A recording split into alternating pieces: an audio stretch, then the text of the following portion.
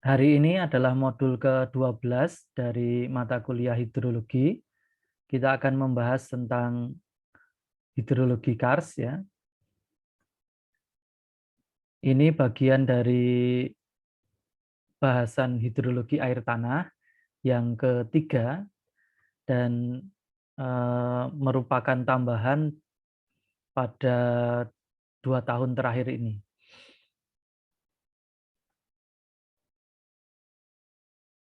Baik, ini tujuan pembelajarannya. Yang pertama, dari pembelajaran ini diharapkan mahasiswa mampu memahami istilah Kars, ya, Kars itu apa, definisinya seperti apa, kemudian ciri-cirinya seperti apa.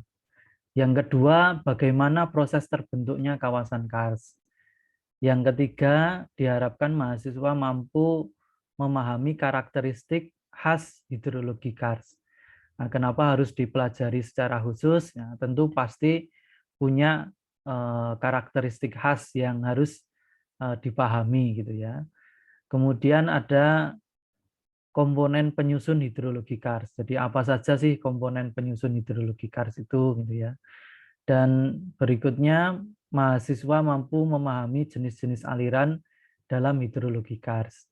Yang terakhir mahasiswa mampu memahami perkembangan akuifer Kars.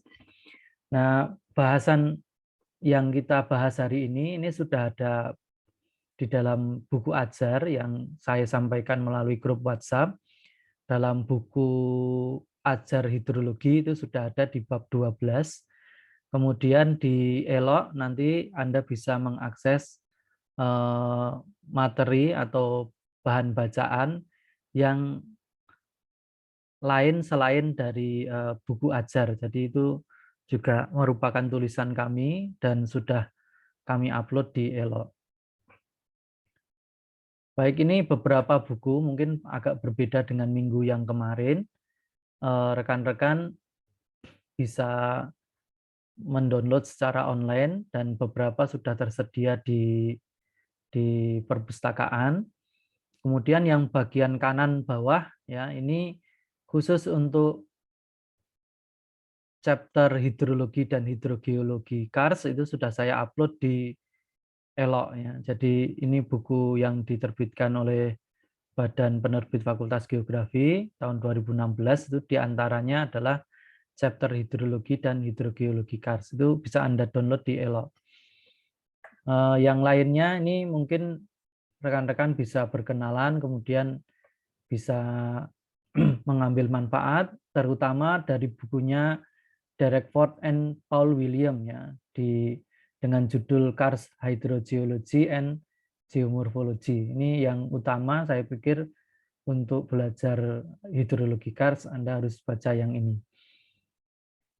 Kemudian kita mulai di bahasan yang pertama, yakni mengapa hidrologi Kars itu penting. Yang pertama karena luas kawasan Kars di permukaan bumi itu diperkirakan sampai dengan 15 sampai dengan 20% daratan di bumi. Jadi kalau daratannya ada 100 gitu ya, ya kira-kira 15 sampai 20%-nya adalah luas darat, luas kawasan Kars. Kemudian kebutuhan air bersih di seluruh dunia yang dapat dipenuhi oleh akuifer di kawasan Kars diperkirakan adalah 25% dari total kebutuhan air bersih. Jadi meskipun luasannya hanya 15 sampai 20, dia menyumbang 1/4 kebutuhan air bersih di dunia. Kemudian jumlah penduduk yang terlayani sistem air bersih, misalnya di China atau kalau dalam bahasa Indonesia sudah dibakukan dengan kata Tiongkok, itu adalah 100 juta jiwa lebih ya. Jadi ini cukup banyak untuk satu negara saja. Nah, selain itu juga mensuplai air bersih untuk kota-kota besar di dunia seperti Montpellier, kemudian Roma, London, Paris gitu ya. Ini cukup banyak ya yang menggunakan ini. Kota yang lain misalnya dari Eropa yang di bagian Alpen seperti Wina, ya, itu menggunakan aquifer karst juga.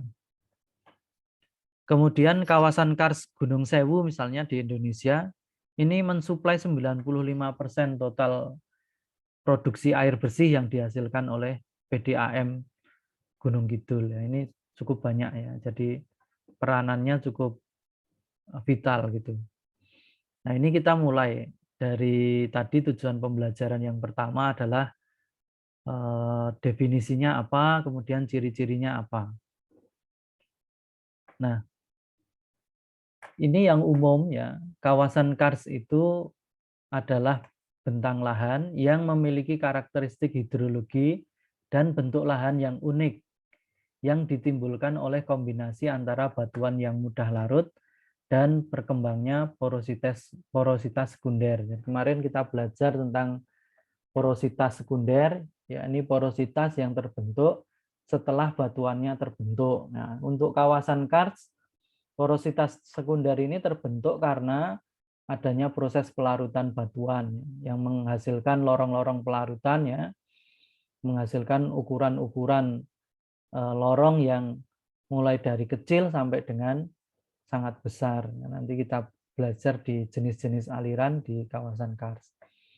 Kemudian karakteristik unik yang dimaksud, ya, yang dimaksud di pengertian yang di atas itu adalah sinking stream, gua, kemudian cekungan tertutup, sungai bawah tanah, dan mata air karst. Ini fotonya demikian. Ya. Misalnya sinking stream, contohnya di Kali Suci.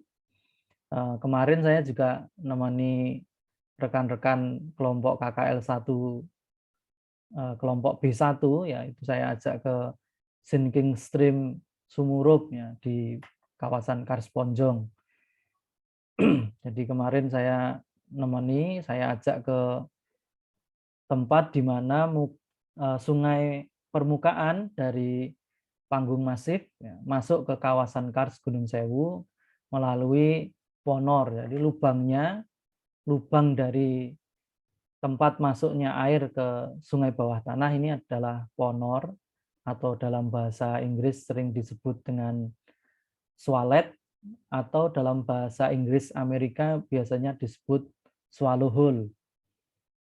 Nah, ini yang lainnya adalah sungai bawah tanah. Ini ada yang menyebut dalam bahasa Inggris sebagai underground river ya. Ada yang menyebut sebagai subterranean river. Kemudian ini mata air, ini salah satu mata air yang saya foto di Pulau Peling, Sulawesi Tengah ya. Sebuah pulau kecil di bawah lengan Sulawesi ya. Itu di Pulau Peling.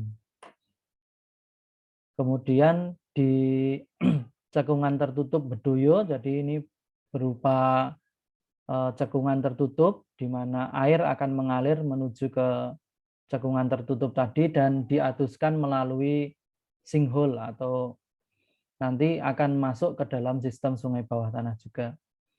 Nah, ini yang kemarin juga saya kunjungi bersama teman-teman di kelompok KKL 1B1 ya. Itu di Gua Gremeng di Kabupaten Gunung Kidul. Ini keluaran dari sungai bawah tanah yang keluar ke permukaan atau kita sebut namanya resurgence. Nah, ciri-ciri kawasan karst ini menurut William White ya. Ini orang Amerika ya, menerbitkan buku tahun 88. Ini menyebutkan bahwa ciri-ciri kawasan karst itu yang pertama adalah drainase multibasinal atau terdapatnya cekungan-cekungan tertutup. Nah, sehingga rekan-rekan akan kesulitan menemukan sungai-sungai yang memanjang gitu ya. Karena air akan terkumpul pada cekungan-cekungan kemudian membentuk drainase multibasinal. Yang kedua, jarangnya atau tidak ditemukannya sungai permukaan ya. Tadi karena diatuskan melalui cekungan-cekungan tertutup. Kemudian yang ketiga, berkembangnya drainase bawah permukaan seperti sungai bawah tanah dan sistem perguaan. Jadi ciri-cirinya ada 3 ini. Nah, kemudian proses yang membentuk kawasan kars. Ya, proses yang membentuk kawasan kars utamanya adalah proses pelarutan batuan. Ya. Proses pelarutan batuan itu terjadi pada batuan yang mudah larut seperti gamping, dolomit, marmer, gipsum, dan batuan garam atau halit. Ya. Nah, proses pelarutan juga terjadi pada beberapa batuan yang memiliki ion hidrogen, ya, seperti batuan gunung api ultra basa, misalnya basalt, ya, peridotit, peridunit, ya. Itu hanya proses pelarutannya itu tidak seintensif batuan-batuan yang di atas seperti gamping, dolomit, dan sebagainya. Sehingga bentukannya itu tidak sejelas atau semasif bentukan yang dibentuk pada gamping, dolomit, marmer, dan sebagainya. Hanya membentuk bentukan-bentukan berukuran kecil, ya. Sehingga ini biasanya disebut sebagai pseudokars atau kars palsu. Ya. Jadi bentuknya seperti mangkok-mangkok kecil, cekungan-cekungan kecil pada batuan gitu. Tapi tidak sampai membentuk bentuk lahan yang spesifik gitu ya. Nah, ini karena mereka punya kalium misalnya kalium plagioklas, ya. Kemudian kalsium plagioklas, ya. Kan gitu ya, untuk batuan-batuan yang basah atau ultra basah. Nah, mengapa kok bisa digeser atau bisa terlarutkan? Ya karena pada urutan kereaktifan logam, ya, di bagian kiri dari hidrogen ini semuanya bisa digeser oleh H positif. Nah, sehingga yang punya mineral K, Ba, Ca, Na, dan seterusnya yang warnanya merah ini itu bisa digeser oleh H positif. Misalnya pada dolomit yang digeser adalah magnesium, ya. Kalsium, magnesium. Kalau gamping yang digeser Ca misalnya. Dan seterusnya. Nah, ini siapa yang bisa digeser oleh H positif, yakni yang berwarna merah gitu ya. Nah, maka batuan dengan dengan kandungan unsur warna merah ini dia akan mengalami proses pelarutan. Nah, sekali lagi tentu kalau kadarnya banyak maka dia mampu membentuk kawasan kars ya, misalnya seperti gamping, dolomit, dan seterusnya. Tetapi kalau kandungannya sedikit, seperti misalnya tadi punya kalium, feldspar, kemudian punya kalsium plagioklas gitu ya, seperti batuan gunung api basa, itu karena kandungannya sedikit maka dia hanya membentuk pseudokars atau kars palsu. Nah, ini teorinya begini. Jadi kalau di alam prosesnya misalnya untuk gamping itu ada H2O ya dari hujan misalnya, ketemu CO2 di atmosfer ya. Kemudian mereka akan berinteraksi ya, bereaksi kimia membentuk H2CO3. Nah, kemudian nanti ketemu dengan CaCO3 nanti membentuk Ca2 positif dan 2HCO3. Nah, pembentukan kawasan kars ini prosesnya lama ya, tidak cepat ya, sehingga pada ukuran-ukuran lorong-lorong ukuran mili atau senti itu bisa terbentuk dalam tahunan ya. Seperti itu. Mungkin ada pertanyaan dulu sebelum kita lanjutkan ke pembahasan berikutnya. Izin bertanya, Pak. Oke, monggo Mas. Tadi di awal disebutkan bahwa kawasan karbon menyumbang air bersih yang sangat banyak sekali, sekitar 25% bagi Tuan ini, dan bahkan menyumbang dari untuk beberapa kota besar seperti Paris dan lain-lain. Nah itu saya masih belum paham Pak, kenapa kawasan kars mampu menghasilkan segitu banyaknya air bersih. Sekian Pak, terima kasih. Oke, baik. Baik, terima kasih. Ini pertanyaannya mungkin karena kawasan kars ini memang terkenal sebagai kawasan yang sering mengalami bencana kekeringan gitu. Tapi kok malah bisa menghasilkan air bersih dalam jumlah yang banyak gitu ya. Nah, Kenapa demikian? Karena kawasan kars ini sebenarnya kalau dibilang kering ya sebenarnya kering di permukaan, tetapi kaya air di bawah permukaan. Sehingga dia bisa menghasilkan banyak air bersih. Jadi air yang jatuh di kawasan kars itu akan meresap ya dengan relatif cepat ya karena dipengaruhi adanya retakan, kemudian lorong pelarutan gitu ya. Sehingga dia akan turun terus dengan kecepatan yang relatif lebih cepat dibandingkan kalau hanya bergerak pada rongga antar butir. Tetapi pada kedalaman tertentu dia akan tersimpan, misalnya pada bagian bawah epikars, itu akan tersimpan, kemudian teratuskan perlahan-lahan, kemudian nanti akan dikeluarkan melalui mata air atau sungai bawah tanah.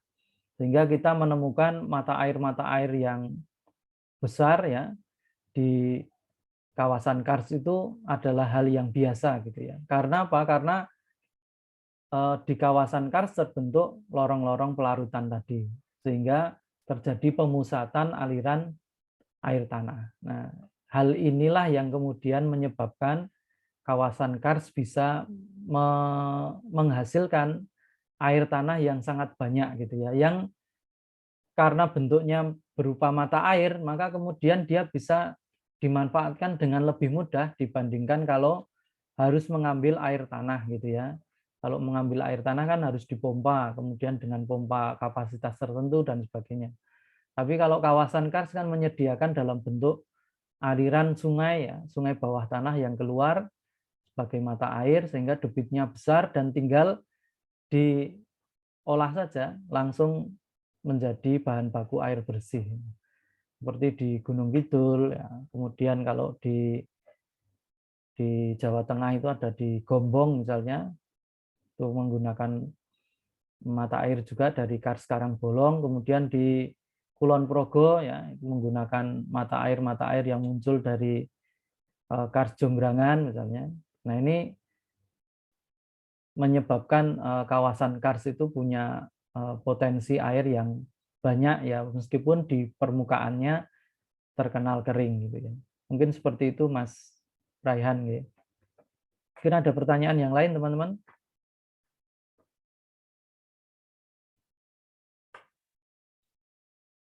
Mas Saifuddin Nur Syamsi ada pertanyaan? Mboten, Pak. Mboten nonton. Nggih, matur nuwun.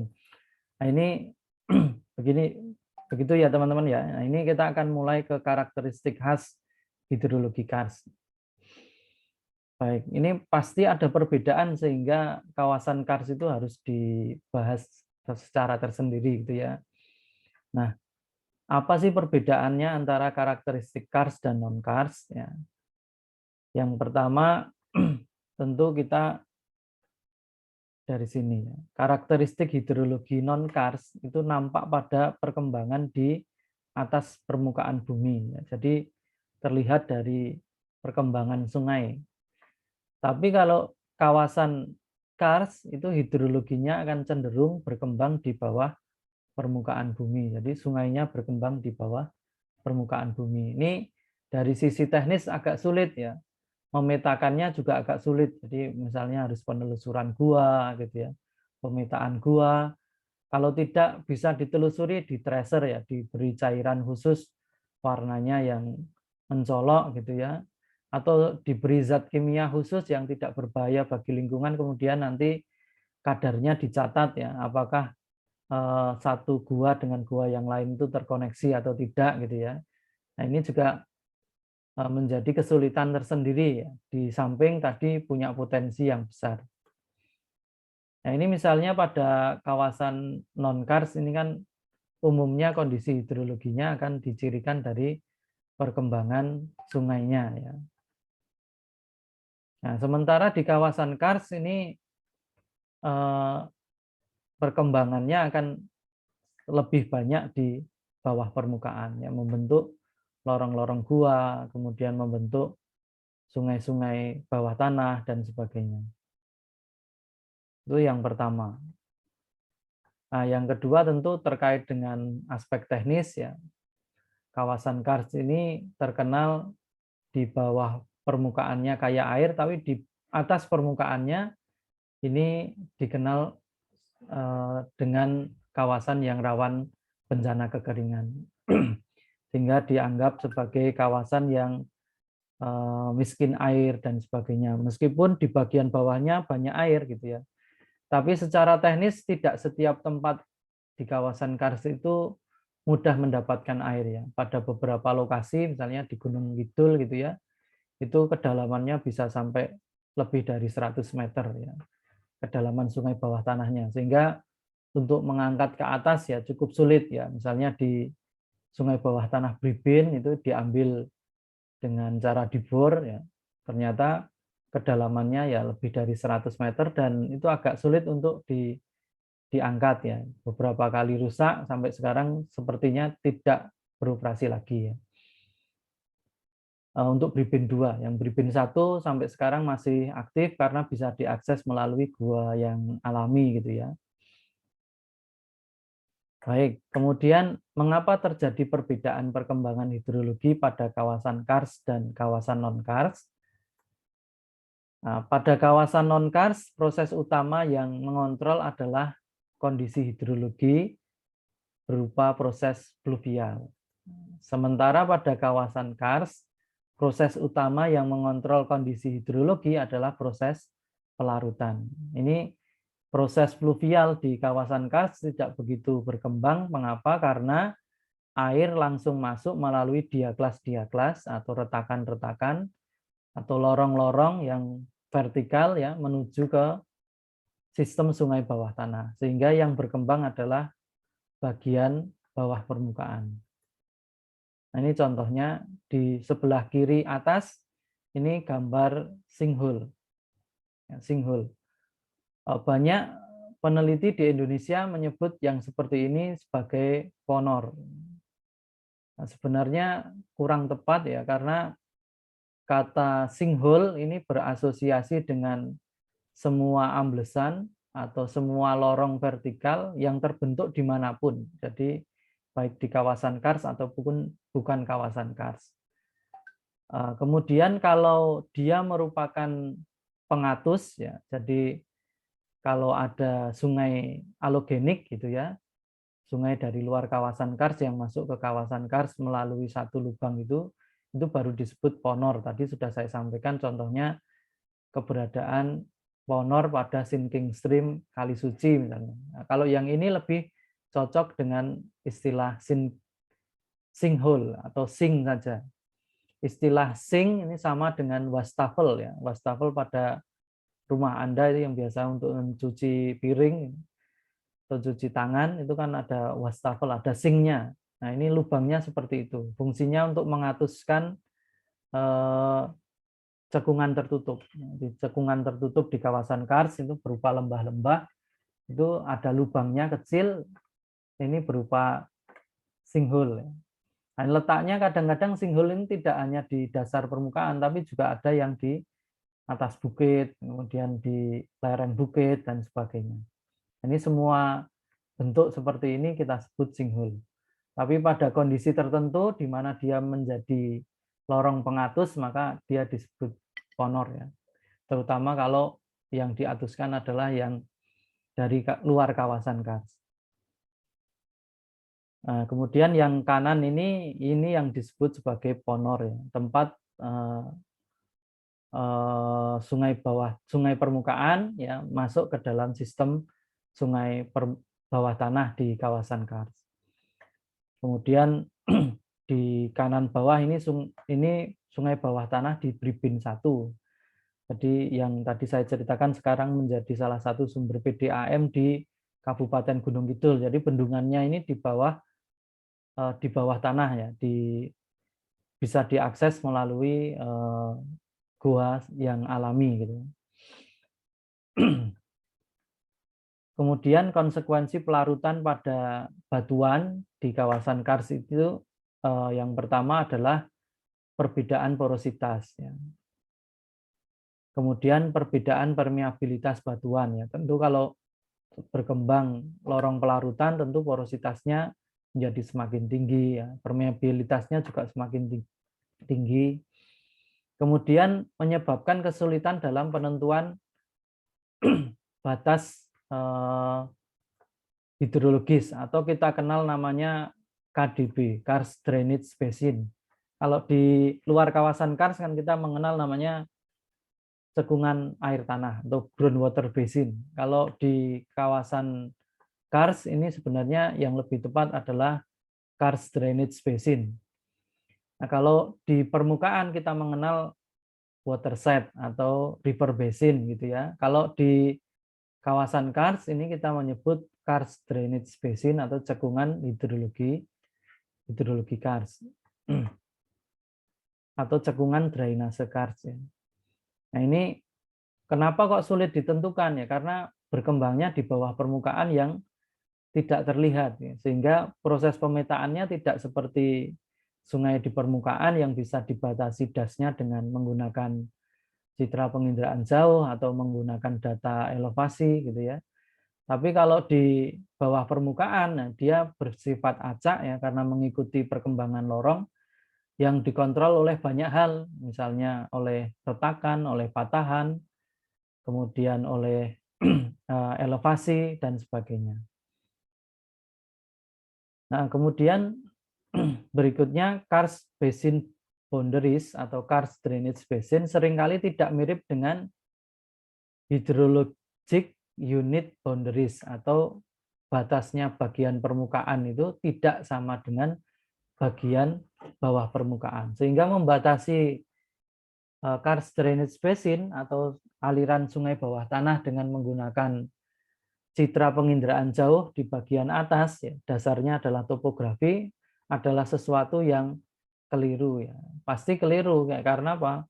Karena sungai bawah tanah itu tidak selalu mengikuti lembah-lembah, ya, tidak selalu mengikuti lembah-lembah. Kadang kalau gua itu dipetakan itu kadang-kadang malah melewati puncak bukitnya, jadi berada di bawah puncak bukitnya. Karena tadi dikontrol oleh banyak hal ya, seperti retakan, ya, kemudian patahan gitu, yang tidak selalu diikuti dengan topografi yang sama di permukaan. Nah, ini karakteristik khas di kawasan Kars dibandingkan kawasan yang lain. Ini misalnya di kawasan Kars itu kan dikontrol oleh lorong pelarutan. Nah, sementara kalau di non-Kars itu dikontrol oleh rongga antar butir batuan. Atau kita sebut namanya intergranular atau primary porosity atau porosity sekunder. Atau yang kemarin kita sebut sebagai porositas yang berkembang bersamaan dengan batuan terbentuk. Akan membentuk sistem yang namanya isotropik, yakni air tanah mengalir ke segala arah dengan kesempatan yang sama. Karena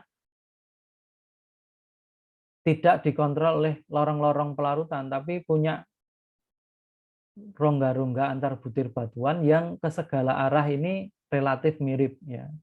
Sehingga misalnya Anda menggali sumur di Fakultas Geografi itu 10 meter ketemu muka air tanah. Nanti geser lagi di MIPA misalnya, itu ya kira-kira karena jaraknya cukup dekat ya paling 10 meter lebih sedikit atau kurang sedikit sudah ketemu muka air tanah.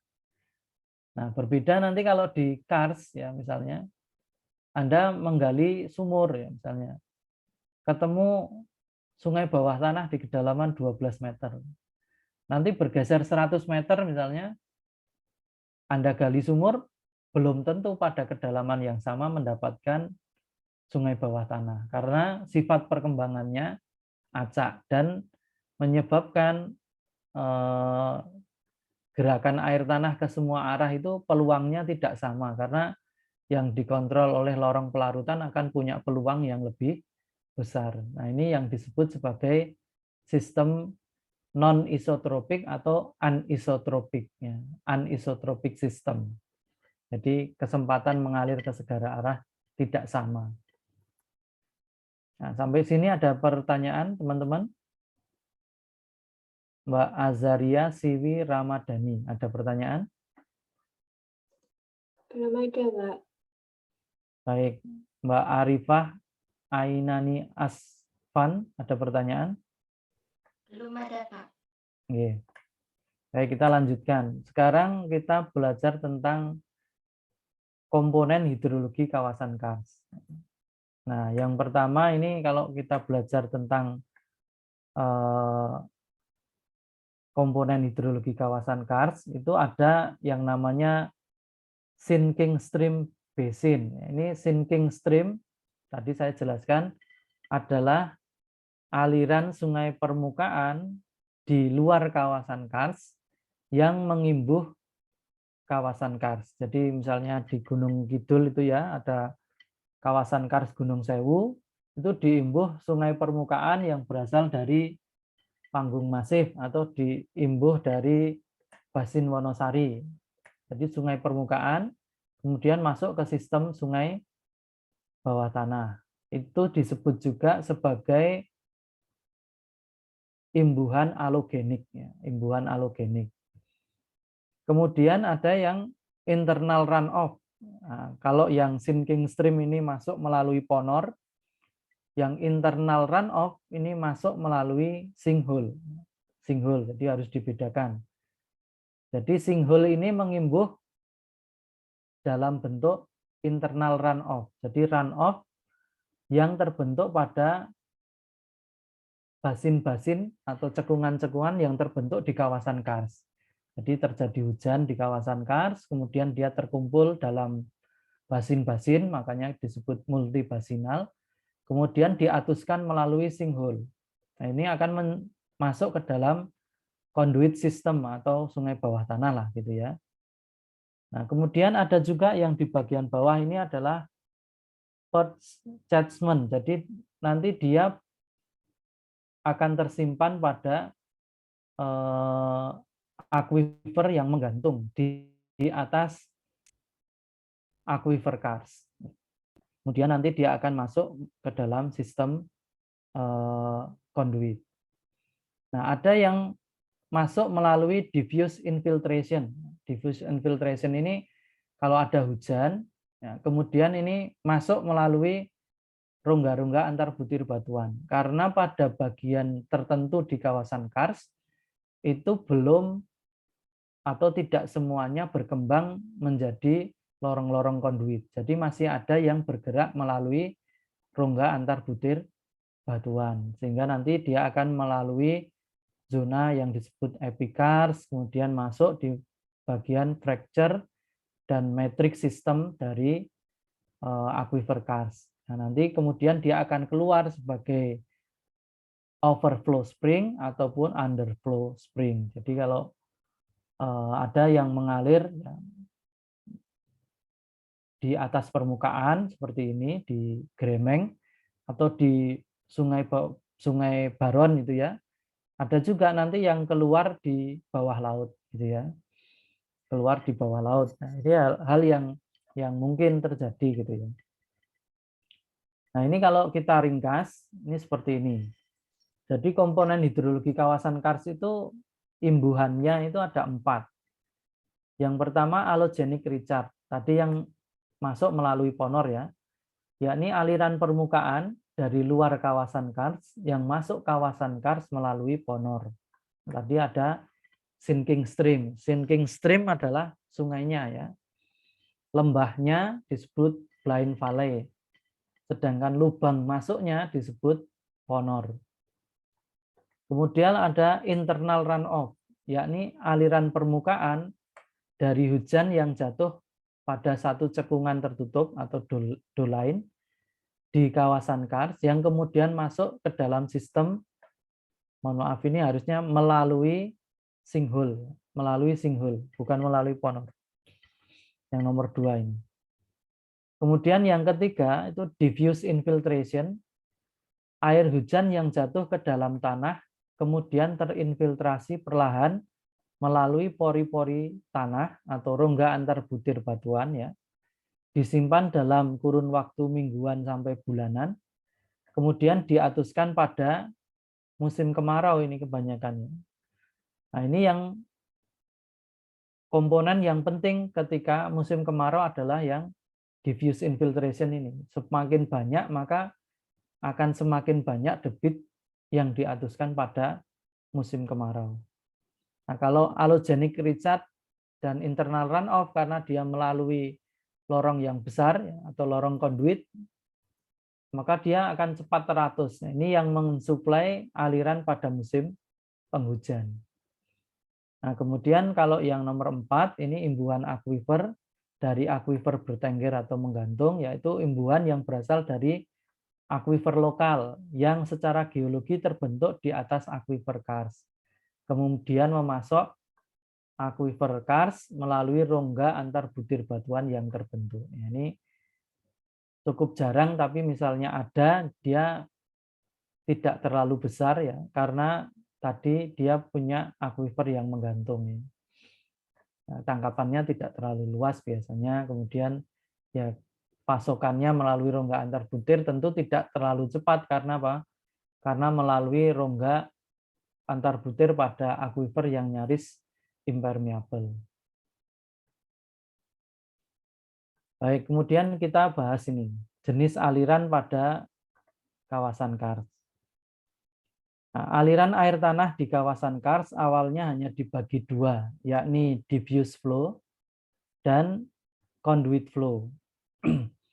Diffuse flow atau aliran diffus adalah air yang mengalir atau aliran yang mengalir melalui rongga antar butir batuan. Jadi pada kawasan kars yang belum berkembang atau pada bagian kars yang belum berkembang gitu ya, di mana lorong pelarutannya belum berkembang, maka dia akan mengalir melalui rongga antar butir batuan. Tapi kalau rongga antar butir batuannya ini sudah berkembang ya, mulai ada proses pelarutan, dia akan membentuk lorong-lorong ya, lorong-lorong pelarutan, maka ini yang disebut sebagai conduit ya, atau aliran conduit atau conduit flow. Jadi conduit flow itu yang ukurannya sudah besar. Sedangkan yang diffuse flow adalah aliran yang melalui rongga antar butir batuan. Diffuse flow adalah diffuse flow ini dibentuk oleh porositas primer, sedangkan conduit flow dibentuk oleh porositas sekunder. Nah, kemudian pada perkembangannya di antara aliran diffuse dan aliran conduit itu ditambahkan satu lagi, yakni aliran fisur. Ini aliran yang melalui retakan kecil atau ukurannya lebih kecil dibandingkan conduit. Jadi ini aliran yang melalui lorong yang ukurannya di antara diffuse dan conduit. Nah, ini contoh kalau diffuse itu kalau di gua ya berupa tetesan-tetesan pada stalaktit, stalaktit ya pada stalaktit. Kemudian pada fisur ya misalnya melalui retakan-retakan ya, berupa rembesan pada dinding gua misalnya. Sedangkan conduit ya ukurannya sudah cukup besar ya, sehingga dia bisa melalui lorong-lorong yang ukurannya besar kemudian mengalir dengan cepat. Sedangkan diffuse ini alirannya relatif lebih lambat dan menjadi simpanan pada musim kemarau. Nah, ini kalau rinciannya demikian. Jadi diffuse flow itu akan mengalir ya secara perlahan, mengisi mata air atau sungai bawah tanah ya dengan lambat ya karena melalui rongga antar butir batuan. Nah, ukurannya itu kalau dia 10⁻³ sampai dengan 10 mm dalam ukurannya gitu ya. Nah, ini dia akan akan sangat berguna pada musim kemarau karena tadi ketika musim penghujan kan prosesnya dia meresap dulu kemudian sampai di sistem sungai bawah tanah itu karena prosesnya lambat dia akan mengisi sungai bawah tanah atau mata air itu pada musim kemarau. Nah, ini contohnya seperti ini. Jadi ada Dolain, ada Bukit Kars, kemudian terjadi hujan misalnya, dia akan melalui sistem yang kita sebut namanya epikars. kemudian semakin turun, nanti dia akan mengisi sungai bawah tanah. Nah, ini karena prosesnya lama, maka dia akan menjadi sangat bermanfaat pada saat musim kemarau. Di sisi yang lain, karena dia mengalami proses filtrasi atau proses penyaringan melalui rongga antar butir batuan, biasanya kualitasnya relatif lebih bagus ya dibandingkan aliran air yang melalui lorong konduit ya, karena lorong konduit ukurannya besar, maka tidak terjadi proses penyaringan secara alami. Maka kalau ada pencemaran di permukaan, maka sungai bawah tanahnya akan tercemar, akan keruh ya misalnya, sedimennya banyak dan sebagainya. Ini kalau diffuse karena ada proses penyaringan secara alami, dia akan memiliki kualitas yang bagus. Nah, ini contoh kalau gamping itu dikelupas ya, di bagian atasnya ini yang kita sebut epikars. Ya.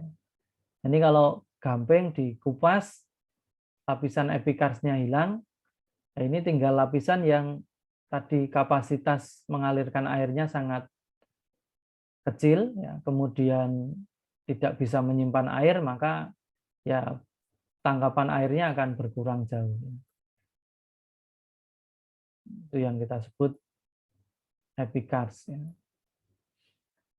Nah, kemudian yang konduit ini akan mengisi underground river atau sungai bawah tanah dengan cepat. Jadi karena lorongnya besar, ketika hujan ada aliran yang masuk ke dalam konduit, maka dia akan masuk ke sungai bawah tanah dengan cepat dan teratuskan dengan cepat. Ini yang membentuk banjir di sungai bawah tanah atau gua atau mata air. Nah, seringkali conduit flow ini terkoneksi secara langsung dengan sungai permukaan, tadi melalui ponor. Ya. Kemudian ukurannya itu adalah antara 10⁻² sampai 10⁻⁴ mm atau bahkan lebih. Ya. Pada lorong konduit dengan nama misalnya Tiankeng ya, yang terbentuk di China itu diameter lubangnya untuk Tiankeng ini minimal 1 km. Jadi lubang yang dihasilkan di kawasan Kars ini ukurannya itu lebih dari 1 km. Jadi membentuk semacam sinkhole dengan ukuran yang sangat besar. Namanya Tiankeng. Dan hanya terbentuk di Cina. Nah, ini aliran konduit ini mengisi ketika terjadi hujan dan menyebabkan banjir ya di sungai bawah tanah. Dan ini tidak terjadi pada musim kemarau karena tadi pengatusannya cepat sehingga pada musim kemarau itu tidak ada gitu ya. Nah, ini turbid system ya, sehingga ini menyebabkan terjadinya pencemaran yang besar di sungai bawah tanah atau mata air. Jadi kalau mata airnya terkoneksi dengan conduit flow, maka dia kemungkinan kalau terjadi hujan gitu ya, dia akan keruh. Begitu hujannya selesai, selang beberapa waktu nanti jernih lagi karena yang mengisi tinggal yang diffuse flow. Ini contoh salah satu aliran konduit yang muncul di permukaan bumi. Ya, jadi tadi di mata air ya, tapi dipengaruhi oleh lorong konduit ini akan muncul sebagai mata air yang sangat keruh ya. Nah, hal ini ditandai dengan kondisi keruh setelah terjadi hujan yang menunjukkan adanya lorong-lorong yang besar yang menghubungkan sungai bawah tanah dengan permukaan bumi secara langsung. Nah, ini karena adanya proses erosi, kemudian bisa masuk ke dalam sungai bawah tanah tanpa penyaringan, maka ketika keluar di mata air dia akan sangat keruh seperti ini. Nah, yang berikutnya yang tadi merupakan ukuran di antara diffuse dan conduit flow adalah fissure. Ya, ini adalah lorong dengan ukuran ya sekitar 10 sampai dengan 100 mm. Ini diperkirakan ya ukurannya antara diffuse dengan conduit. Nah, ini umumnya melalui retakan-retakan kecil. Nah, ini perbandingan antara ketiganya, misalnya diffuse ya, ini melalui tersebar ya, melalui rongga antar butir batuan ya, kemudian menyebabkan respon terhadap hujan ini lambat. Jadi kalau ada aliran diffuse di sebuah mata air, maka ketika terjadi hujan dia tidak langsung banjir ya, karena ada proses meresap kemudian melalui rongga antar butir batuan yang waktunya relatif lama. Nah, beda dengan visur, ini dia ukurannya medium ya, merespon hujan juga lebih cepat dibandingkan diffuse, tapi tidak lebih cepat dari conduit. Nah, kalau conduit ini merespon hujan dengan cepat, jadi begitu terjadi hujan, dia debitnya akan segera naik. Nah, ini ketiga komponen ini biasanya digunakan untuk parameter menentukan tingkat perkembangan kars ya, tingkat perkembangan kars.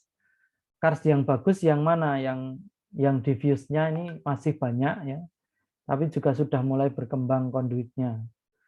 Ketika belum berkembang konduit, biasanya aliran diffuse-nya ya karena karsnya belum berkembang ya sangat kecil biasanya mata airnya, karena kemampuan batuan gamping yang belum berkembang ini untuk menyimpan air kan tidak terlalu besar. Nah, catchment areanya kalau yang diffuse ini fracture intergranular, kalau yang fissure itu fracture dan join, kalau yang conduit ini umumnya sinkhole dan ponor. Nah, kalau ini groundwater storage untuk diffuse ini mengalir sepanjang tahun ya, dan umumnya besar ya, sepanjang tahun besar. Kalau fissure ini medium bergantung pada musim. Kalau conduit hanya ketika musim penghujan ya besar ya. Kemudian pada musim kemarau ini biasanya tidak ada. Mungkin sampai di sini ada pertanyaan dulu teman-teman, silahkan. Azaria Siwi Ramadhani ada pertanyaan? Sampai saat ini belum ada, Pak. Oke, Saifuddin Hanif ada pertanyaan? Belum ada, Pak. Mbak Urmila ada pertanyaan? Belum ada, Pak. Oke. Baik, ini saya lanjutkan ya. Kita belajar tentang perkembangan hidrologi kars. Pertama ini saya ambilkan dari bukunya David Drew, terbit tahun 95, bukunya kecil sekali tapi mentes gitu ya, bagus.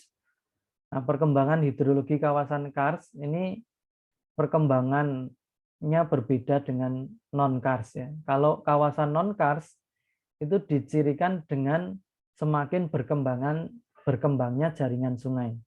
Ini kalau Anda lihat gambar yang di kanan itu yang A, bagian atas, itu ada nomor 1, 2, 3, 4. Itu dari 1 ke 2, ke 3, ke 4, itu jaringan sungainya semakin kompleks atau semakin berkembang.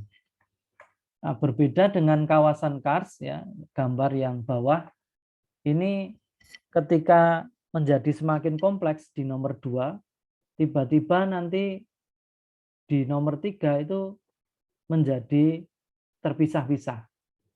Nah, karena menjadi terpisah-pisah, kemudian nanti multibasinal, dan lama-kelamaan tidak ada sungai permukaan. Nah, ini perbedaan antara kawasan kars dan kawasan non-kars.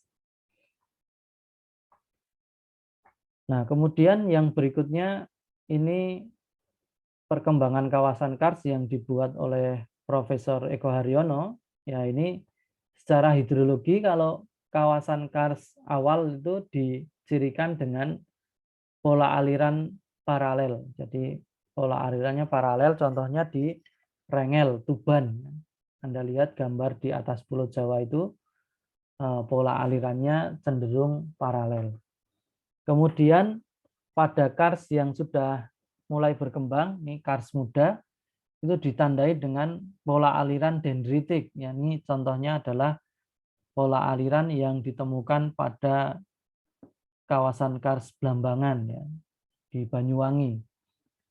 Nah, kemudian kalau sudah dewasa itu ditandai dengan pola aliran yang multibasinal ya. Jadi kawasan kars Gunung Sewu dan Karangbolong di Kebumen ya. Ini contohnya. Jadi ada perkembangan dari paralel, kemudian dendritik, kemudian menjadi multibasinal. Ini saya gambar ulang dari bukunya Drew ini. Bukunya judulnya Karst Processes and Landform. Ya, ini karakteristik karstnya ini yang pertama adalah tidak adanya sungai permukaan. Kedua, adanya proses disorganisasi, fragmentasi, dan lokalisasi drainage atau drainase. Jadi tadi yang dari paralel atau dendritik, kemudian dia berubah menjadi sendiri-sendiri, multibasinal. Jadi terbentuk multibasinal. Ini yang disebut disorganisasi, fragmentasi, dan lokalisasi. Kemudian bentukan solusional berukuran kecil ataupun besar, atau besar ataupun kecil. Kemudian berkembangnya ini subterranean geomorphological dan hydrological processes. Jadi mulai berkembang misalnya bentukan-bentukan gua, sungai bawah tanah, seperti itu. Nah, semakin banyak ciri-ciri dari keempatnya ini, dari 4 ciri ini semakin mendekati berkembang atau kita sebut namanya holokars. Tapi semakin sedikit nanti membentuk non-karstik. Kalau semakin banyak menjadi holokars. Di tengah-tengahnya ada partly karstified. Jadi ini semakin dominan, semakin ke kanan, semakin membentuk kawasan karst. Jadi ciri-cirinya kalau di Drew ini ada 4, tapi intinya sama dengan yang disampaikan oleh William yang di ciri-ciri pertama dan kedua ini kalau di William dijadikan satu. Nah, kemudian perkembangan hidrologi karst ini ditandai dengan semakin berkembangnya aliran konduit. Yang tadinya kalau non karst spring ini relatif landai ya, kalau terjadi hujan hidrografnya itu semakin landai, hanya landai saja. Tapi kalau sudah berkembang konduitnya, karena respon terhadap hujannya semakin cepat, maka bentuknya akan seperti hidrograf yang kanan ini.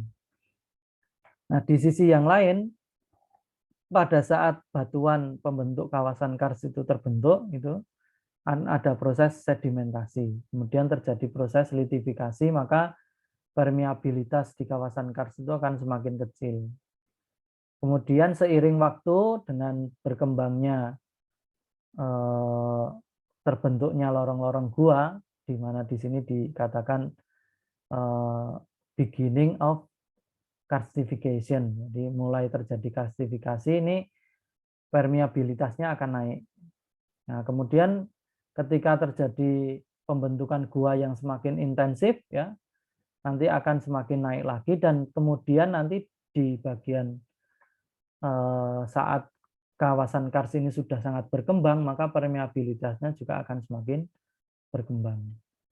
Nah, di sisi sumber daya air tanah ini kalau sudah sangat berkembang, konduitnya sangat berkembang, ini merugikan ya. Merugikan dalam artian tadi airnya cepat hilang, kemudian kualitasnya buruk gitu ya. Simpanan airnya menjadi lebih sedikit ya, karena akan teratuskan dengan cepat. Tapi kalau di bagian tengah-tengah ya, di mana konduitnya juga berkembang tapi diffuse-nya tetap banyak simpanannya, nah ini akan sangat bagus ya, karena simpanan air pada waktu musim kemarau itu akan tetap banyak, kemudian karena didominasi misalnya oleh aliran diffuse, maka kualitas airnya akan relatif lebih bagus. Baik, ada pertanyaan sampai di sini, rekan-rekan? Pandu Eka, ada pertanyaan? Belum ada, Pak. Oke, baik, saya lanjutkan saja. Baik, sumber daya air di kawasan Kars. Ini kalau sumber daya air di kawasan Kars, ini secara garis besar, ya, selain telaga ya, itu kita membagi menjadi 3. Yang pertama Epikars Spring, kemudian non-Epikars Spring, dan underground river. Nah, Epikars itu seperti ini, umumnya alirannya jernih ya, karena didominasi oleh aliran diffuse. Non-Epikars ini mata air yang non-Epikars Spring ini mata air yang sudah mulai dipengaruhi oleh aliran conduit. Sedangkan underground river ini adalah sungai bawah tanah ya, yang berada di bawah permukaan bumi. Nah, ini bedanya hidrografnya. Kalau yang Epikars Spring ini landai. Yang mata air non-Epikars ini sudah mulai banyak dipengaruhi oleh conduit ya, sehingga respon terhadap hujannya cepat ya. Ini di sini ada karakteristik pencelahan respon sedang terhadap hujan ya.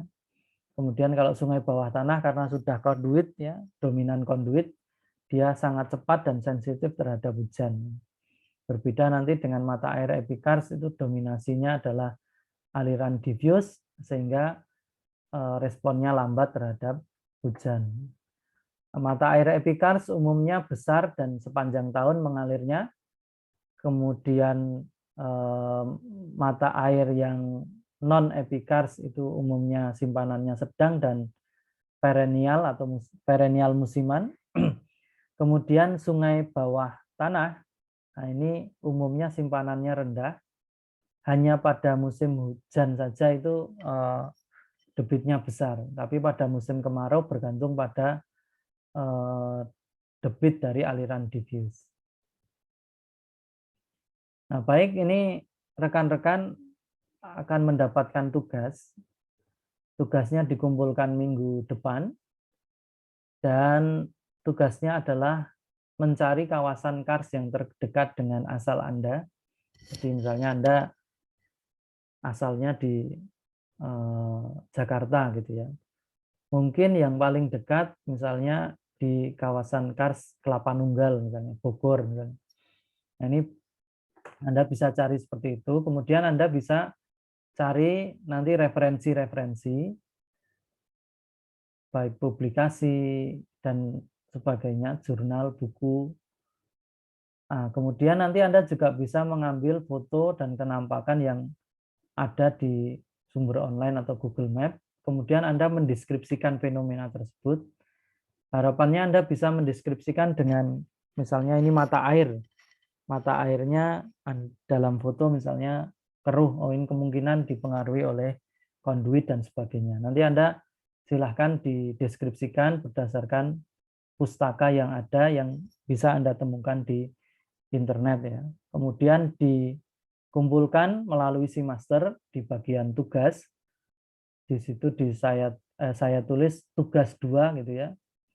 Karena di sebelum UTS sudah ada 1 tugas. Dikumpulkan maksimal 23 Mei 2022 pukul 23.55. Ini karena settingan di Seamaster ini maksimal jam ini ya, 23.55. Jadi tidak bisa 23.59 gitu ya. Nah, seperti itu. Mungkin ada pertanyaan sebelum saya akhiri?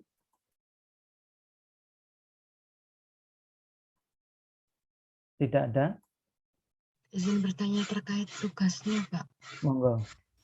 Itu apakah ada format nama tertentu untuk penamaan filenya, Pak? Dan filenya berarti berbentuk PDF ya, Pak? Oke, tidak ada format khusus. Silakan nanti dikerjakan dalam lembar, tidak perlu dengan sampul, langsung dengan nama, kemudian misalnya judul tugas, kemudian nama dan NIM gitu saja. Nanti kan diupload di Seamaster sehingga nanti namanya juga akan berubah itu nama filenya. Baik, Pak. Terima kasih, Pak. Oke. Monggo silakan yang lain.